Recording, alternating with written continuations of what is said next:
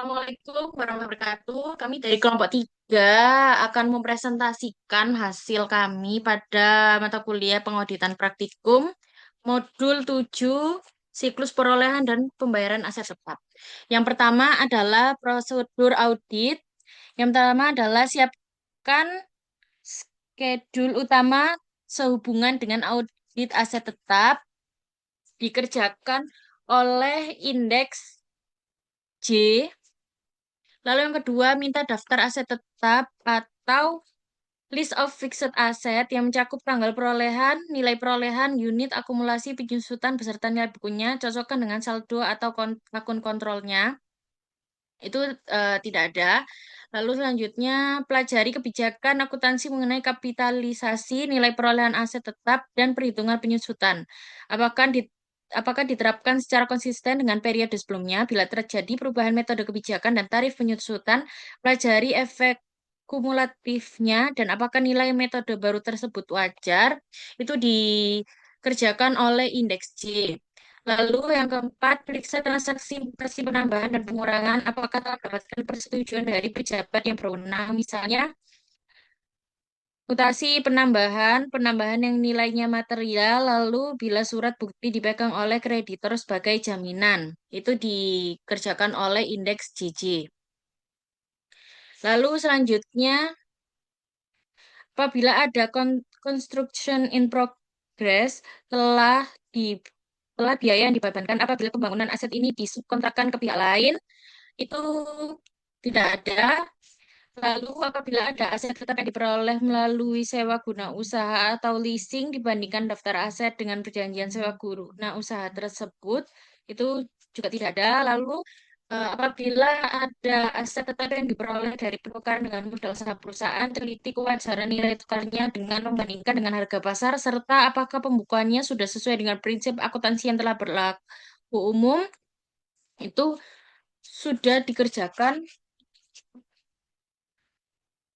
oleh indeks J.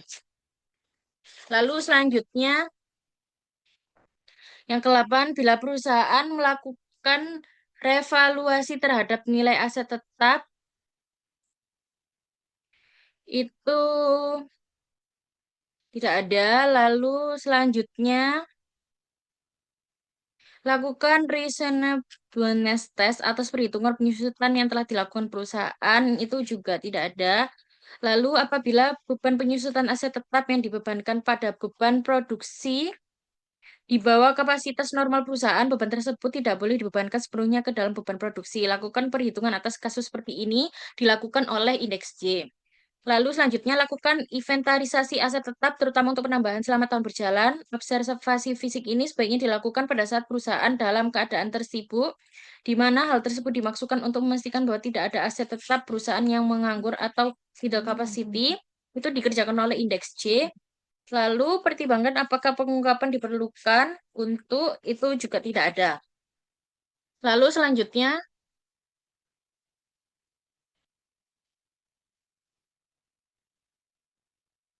perubahan tujuan perpajakan itu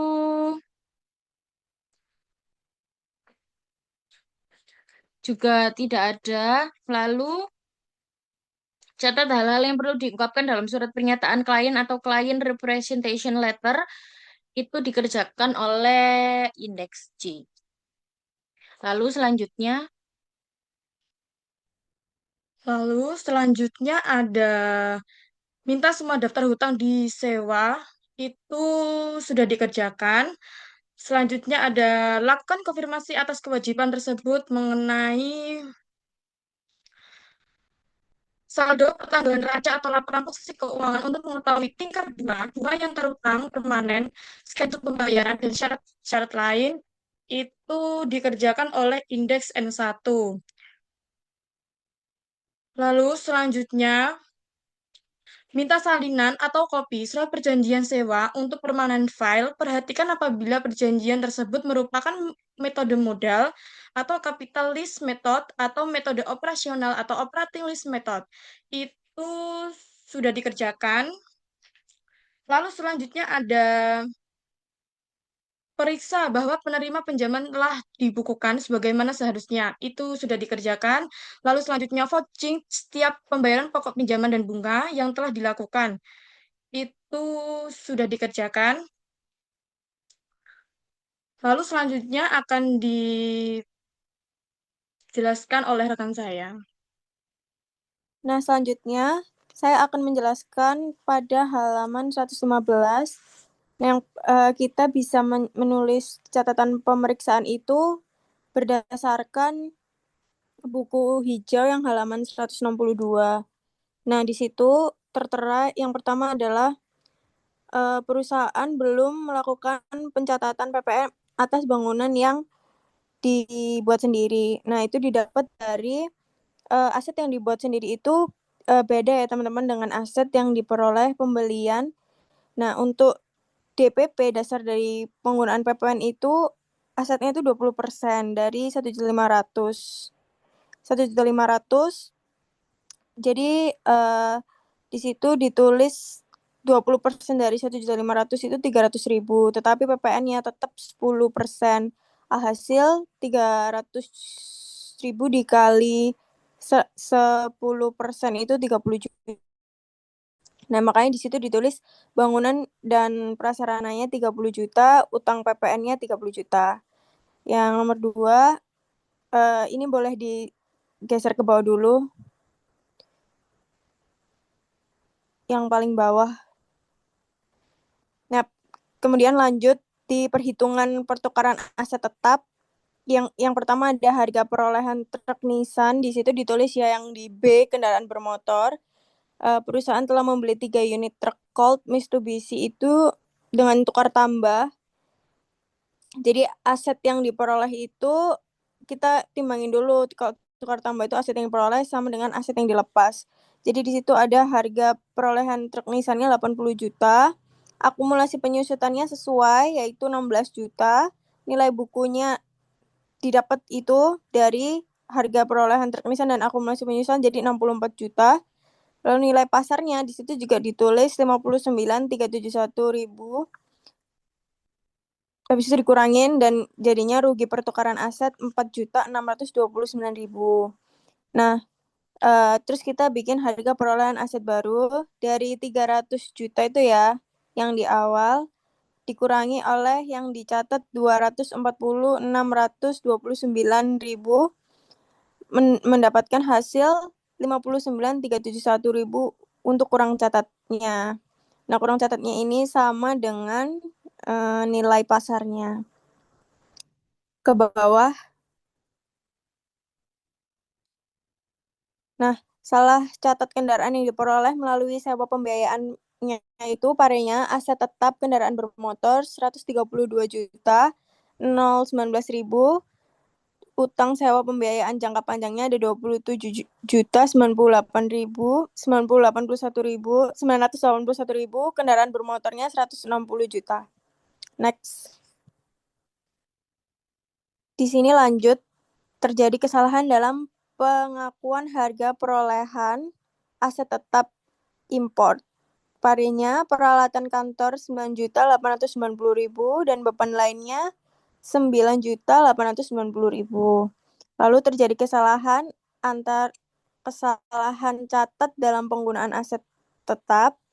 Akumulasi penyusutan peralatan kantor 1.600.000, laba atas penjualan aset tetapnya 400.000, kemudian ada peralatan kantor 2 juta.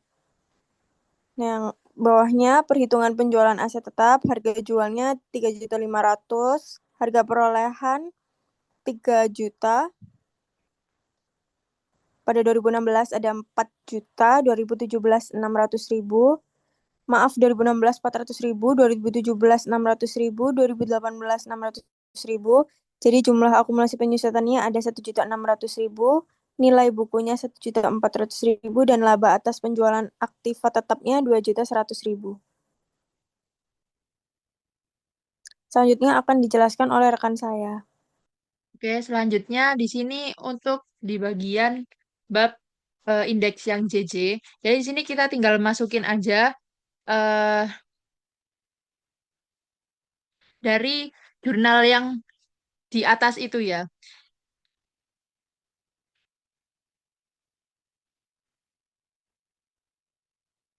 Di sini ada,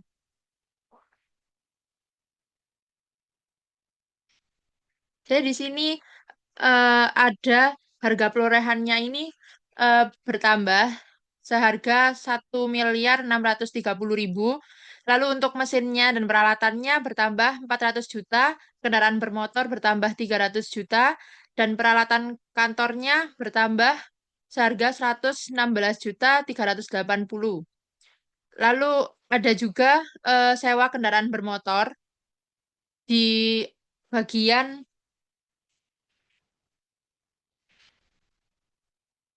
indeks JJ yang pencatatan itu nanti ada sewa motor seharga 100 juta, 132.019.000. Lalu untuk di bagian yang kendaraan bermotor itu ada pengurangan seharga 30 juta. Oh, maaf, 80 juta. Lalu untuk peralatan kantornya ada pengurangan seharga 3 juta. Jadi untuk eh, harga perolehan pada tahun 2018 ini dari yang tahun 2017 dikurangi ditambah dengan pemasukan dari harga perolehan dan juga dikurangi dengan eh, dari nilai harga perolehan tersebut. Lalu untuk akumulasi penyusutannya kita hitung berdasarkan umur dari asetnya. Kalau bangunan dan prasarana itu umurnya 20. Jadi kita bagi 20 tahun. Kalau mesin umurnya 10 tahun, kendaraan bermotor 5 tahun, dan peralatan kantornya 5 tahun. Jadi untuk 2017, aset lama ini dari 2017. Jadi aset lama dari 2017 dibagi dengan umur asetnya. Lalu untuk aset baru kita hitung dengan cara yang sama. Tapi ini dihitungnya berdasarkan tahun penggunaannya. Jadi tahunnya sudah terdapat di buku yang warna hijau di modul 7. Lalu kita jumlah dari aset lama dan aset baru mendapatkan dengan total sekian. Lalu kita bandingkan dengan pencatatan yang ada dalam buku hijau. Untuk bangunan dan prasarana terdapat selisih di pencatatannya lebih besar dibandingkan eh, total seharusnya, yaitu sebesar 66.416.667. Lalu untuk mesin peralatannya ini terdapat kurang catat yaitu sekitar 20 juta. Lalu untuk bagian kendaraan bermotor dia selisih 160.181.600. Lalu untuk bagian peralatan kantornya yaitu eh, selisih 15.489.200. Kemudian untuk tetap aset tetap sewa kendaraan bermotor ini karena dia tidak ada dalam pencatatan jadi masuk selisih 22.3.167. Nah, dari indeks JJ ini kita baru bisa mengisi di bagian JJ. Di bagian J, maaf.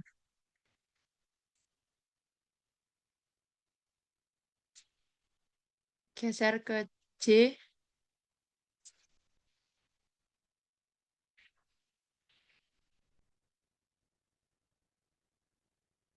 Jadi di sini kita baru bisa masukin pare debit kreditnya dan per auditnya. Jadi untuk bangunan dan prasarananya ini ada debit 30 juta, lalu untuk kendaraan bermotor ada debit 59.371.000 dan kreditnya 240.000. Lalu untuk peralatan kantornya ini ada debit karena ada pembelian yaitu sebesar 9.890.000 dan kreditnya sebesar 2 juta. Lalu untuk aset tetap sewa pembiayaan itu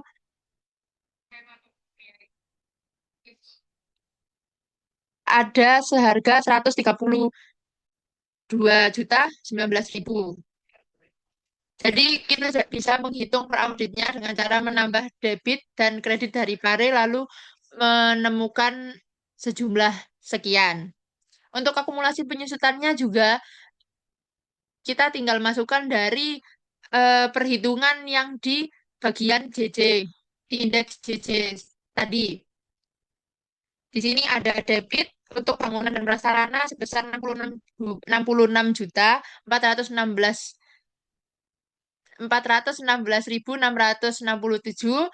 Untuk mesin dan peralatan ada kreditnya 20 juta, kendaraan bermotor 176.181.600. Lalu untuk peralatan kantornya ada debit 17 juta 89.200. Lalu untuk aset tetap pembiayaannya ada seharga 22 juta 300.167. Kemudian untuk nilai buku kita jumlah saja dari debit, kredit yang akumulasi dan harga perolehannya. Jadi ditemukan harga per auditnya sekian. Baik, selanjutnya adalah M3. Nah, untuk M3 ini diasumsikan pada indeks M3 ini tidak diisi karena temuan pada huruf D atau bagian D masuk ke dalam indeks N1. Baik, selanjutnya akan dijelaskan oleh rekan saya.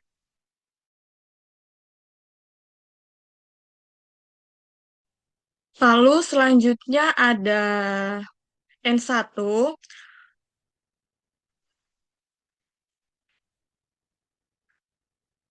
Pada PT Ciptaning, perkelayannya itu 20.480. Dari buku 1, halaman 164 bagian D, dengan perhitungan dari angsuran pokok dengan masa manfaat 8 bulan, dan per audit juga sama sebesar 20.480.000.